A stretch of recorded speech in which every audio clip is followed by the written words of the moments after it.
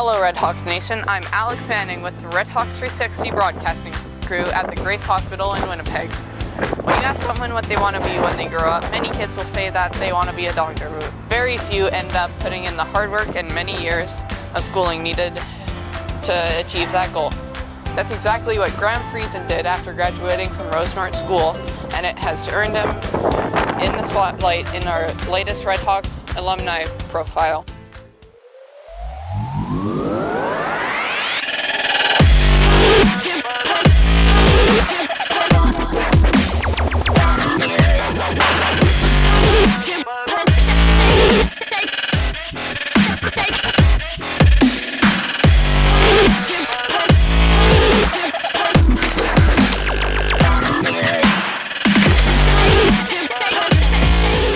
Hello Graham, thank you for sitting down with us today. Yeah, my pleasure. We'll talk about your job here at the Grace in a minute, but first we want to know about your time as a student. What were your memories at Rosemont School? Okay, well I mean I have lots of memories.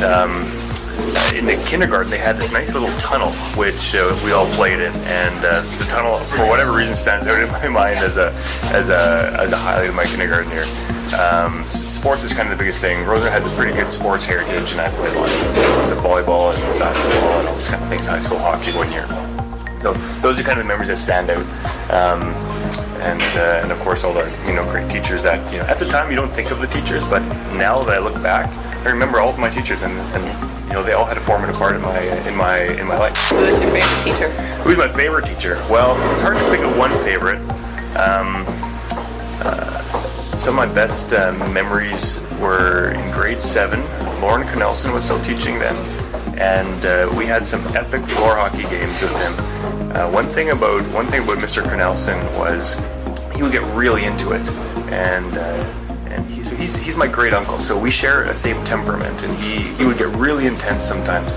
And when he joined the game, sometimes he would be taking full-on slap shots and almost body checking us boys, and it was scary, but also a lot of fun at the same time. So who's your best friend in middle school? That's a tough question. I don't know if I had a single best friend. My kind of core group of friends was Clinton Brandt, and then there was Michael Kraker and Rick Clausen. And we hung out. We kind of stayed as a kind of a core group through most of high school, middle school, and high school as well. Which sports did you play in high school? I played everything, but volleyball was my sport. I played lots and lots of volleyball. So my first year playing, we won AA provincials because I played up on the team. Graham Friesen, 6-foot grade 9 student. Running with scissors here if you're not paying attention. Graham Friesen again, really quarterbacking the play on the backcourt for the Rosemont RedHawks. When that serve comes over, quite often he's the one setting things up right off the bat. Do you have any highlights from your career as a RedHawk athlete? Well, I think that the provincials of my first year was a big highlight. I was playing with some guys who are volleyball legends, Derek Ides, Kevin Friesen. Right, these are like the all-stars of Manitoba, or of RedHawk volleyball. And I was just a little grade 7er playing on the senior team, and just playing with some of those guys was really neat. Good mentors, good guys to learn from. And then of course we won the AA provincials that year in Rosemont. I still have the VHS tucked away somewhere in my closet that I can pull out and see the game-winning point. Yeah, that was a highlight for sure. Possible match point. 14 serving 6. Big serve. Hunt doing the hitting for the Panthers. It's tipped. It's down. It's over. I heard that you were a musician in high school as well. Do you still play any instruments? I still play guitar, but not very much. I play the odd kind of gig here and there. Sometimes I play in church once in a while, but it's not like it used to be, let's put it that way. Does the name Just Regular Juice mean anything to you? No, it means a lot to me. I'm pretty amazed that you guys dredged that up. Did you guys bring a song or the album cover? There's snow in August, but in December there's sun in the night. My dog's wearing leathering cereal for some of my sister. my mother. The summer's getting colder and the winter's getting hotter. We had some really interesting songs. Yeah, that was fun. We scrounged enough money just to make a demo CD. Some people were generous and donated some of their time as well to help us with that. And it wasn't very good at all, but I still have a copy on my shelf, and it'll, some good memories there. In our alumni interviews, we have a feature called Explain That Gram, where we pull a few pictures from Instagram and ask our guests to talk about them. You don't have Instagram, so we had to go old school and collect photos from your family and friends. Are you up for it? I'm up for it, yeah. These are some pretty awesome photos. Where were these taken? So, if memory serves me correct, that looks like it's Zion National Park in Utah. And I think the selfie picture is at the top of a hike called Angel's Landing.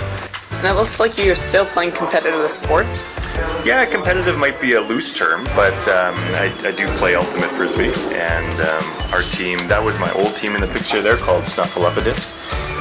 Right now I'm playing on a different team, and we're all much older than that. I look pretty young there, I guess.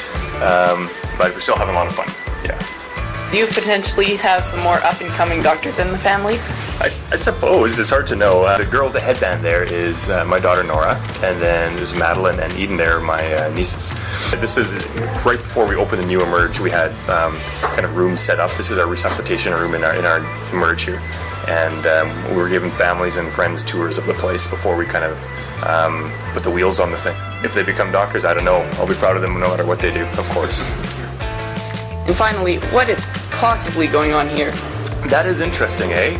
So this is an odd story, and in Emerge I see lots of weird things, things that you don't think could happen. So that almost looks like a barrel of, looks like a magazine of a revolver, but it's not. This is a CT scan of someone who has swallowed 8 pencils. And if you count them, you see 1, 2, 3, 4, 5, 6, 7 pencils, and those are in his stomach. Full-length pencils, non-sharpened, thank goodness, through his mouth. There's another pencil that has gone further down in his bowels and is kind of vertical. And unfortunately, this guy needed a major surgery to go in and remove these pencils. The question always is, why did he swallow 8 pencils? And I don't have an answer for that. All right, now for the reason why we're here. Explain to us your role here at the Grace Hospital. I have 2 roles. So first is my clinical role. I'm an emergency physician here. I work in Emerge only. I don't have any other jobs aside from that. The second part of my job here is I'm one of the medical directors, or the medical director. I have an assistant medical director that works with me as well, which involves a lot of the day-to-day administration and kind of making sure the place is running well. And I work with other administrators to make sure that the place is just running smoothly and we're seeing patients in a timely fashion. At what point did you know that you wanted to be a medical doctor? I was doing my undergrad I was actually doing a general arts at Providence. I did 1 year there, and I was doing lots of music, general stuff, no sciences. And there was an accident in the family. My mom and my dad were in an accident, and she had a major surgery of her spine. She did really well, but that kind of got me thinking. Like, the doctors played a pretty important role, and I wonder if that's something that I could do. I enrolled in sciences next year, and throughout my science degree, I kind of prepared everything to kind of get into med school. What can you tell us about the amount of schooling required to become a doctor? Well, there's lots. Most times people need a 4-year degree or even a master's in some kind of a science, like chemistry, biology, or physics, to get in. And then if you do get in, there's 4 years of school, so that's medical school. And then after that, depending on your program, there's 2 up to 7 or 8 years of residency training, which is kind of postgraduate training. So, that is 10 years is minimum, basically, to be starting to finish. How many patients do you typically treat in a day? It varies. Depends which part of the Emerge I'm in. The Emerge is divided into the sickest part, the less sick part, and the minor treatment part. And so in the sickest part, I might see 20-ish patients a day, and then on the kind of the lower acuity side, I might see 30 to 35, depending on the shift. What's the most common injury or reason to come to the ER that you see? The most common complaint in Emerge is chest pain. Have you ever visited the ER as a patient? Yes, I have once in my life, and I was a teenager, and I fell off a dirt bike, and I injured my leg, and came to the Emerge, and everything was okay. Do you have a go-to tool in the emergency room? So my tools are medications, and I've got two real go-to tools. Number one is a medication called propofol. It's great to sedate people, and I use it for doing a procedure like putting a broken bone straight or shocking a heart or anything that's really painful and I don't want someone to remember. I use that medication. The other one is Haldol. Sometimes people come in a little agitated, and we Haldol and something called midazolam are amazing at calming people down. You must see all kinds as an ER doctor. Are you able to tell us what the most bizarre thing you've seen at work? But kind of a 65-year-old gentleman came into the emergency, and the first thing I noticed when I walked into this whole area was that it smelled. It really smelled. I don't know if I can have anything to compare to you guys that you guys have smelled before, but like think kind of like a dead animal kind of smell.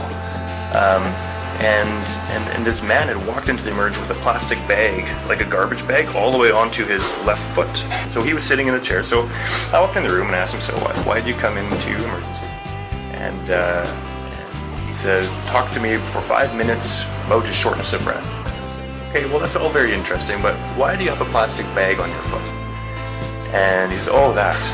And then I looked at the bag and I noticed it was dripping brown liquid onto the floor. And I thought, that doesn't look right. So I said, that bag, can I take the bag off and see? He's like, yeah, my foot has a bit of a sore on it. So I took the bag off, and he still had his sock on, and I rolled up his pants, and his sock was up to his knee almost, and it was covered in a green slime all the way down. So I took his sock off, and under his sock was just a terrible looking foot. It was really, really gross. I noticed his sock was stuck to his foot. So I started getting a tweezer, and I started picking off the sock, and I noticed that what I was picking off I thought was sock was actually his toe. His toe would come off with the sock. Alright? And I thought, man, this is not cool. I have a picture. I don't know if I can send it to the broadcast, but I can show you guys later. So what advice do you have for any students that are interested in pursuing a future of medicine? Well, I think it's attainable for almost everyone who's willing to work hard. You don't need to have anything special except a work ethic to do it. There's lots of opportunities to get involved. I'm a resource here if anyone wants to be connected to the medical community to do some shadowing. We do offer that. There's a few papers a person has to sign, but someone can come in and shadow a doctor for a day to see what it's like. Because it's very hard to know what it's like before you get into it. I had no idea. I got into it kind of blind, and it turns out I like it. But I wish I had some opportunity at your guys' age to kind of get involved and to see what it actually looks like to be a doctor. So, but the opportunities are there, and phone me up if anyone's interested. We're going to have you do something called teacher roll call, where we put 30 seconds on the clock and then have you name as many of the current Rose North school teachers as possible. Okay. So what's your prediction for how many you're going to get out of 21? Just 21? 5? Okay. Maybe 6? Okay, we're going to put 30 seconds on the clock and go. Okay, Arlen Scharfenberg, Jerry Waldner, Bev Isaby, Gwen Friesen, Wraith. No? Did I say Arlen Scharfenberg? Yes, you did. Oh boy. Is Mary Friesen still the resource? Yes. Alright. Brent Dewick, is he still there? Okay.